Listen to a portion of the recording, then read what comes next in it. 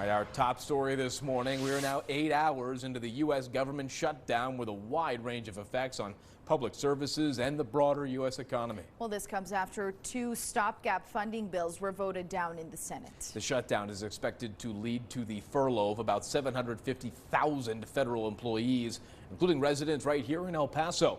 Essential government workers will still report to their jobs, but most won't be paid during the shutdown. Republican and Democratic leaders continue blaming one another for the impasse. El Paso Congresswoman Veronica Escobar speaking during an online briefing, saying that the absence of a federal spending bill for fiscal year 2026 is worrisome for several departments.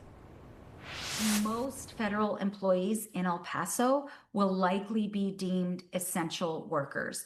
That includes the Bureau of Prisons and other federal agencies.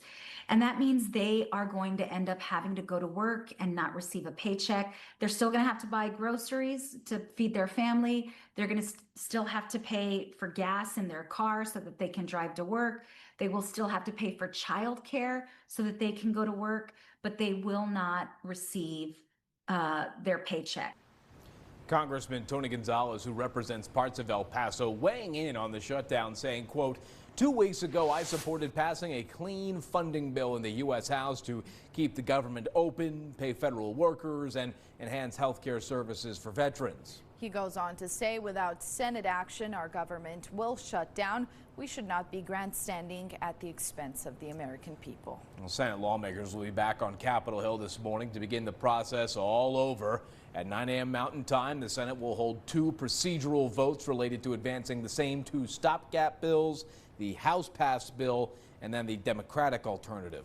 During the last shutdown in 2018, El Pasoans experienced ripple effects nearly a week later. These included delays at the airports and delays at the ports of entry, among others. Meanwhile, despite that shutdown, William Beaumont Army Medical Center says they will be open. Well, the Army Hospital says all scheduled appointments and procedures will continue normal operations. The hospital says it'll provide updates as new information becomes available.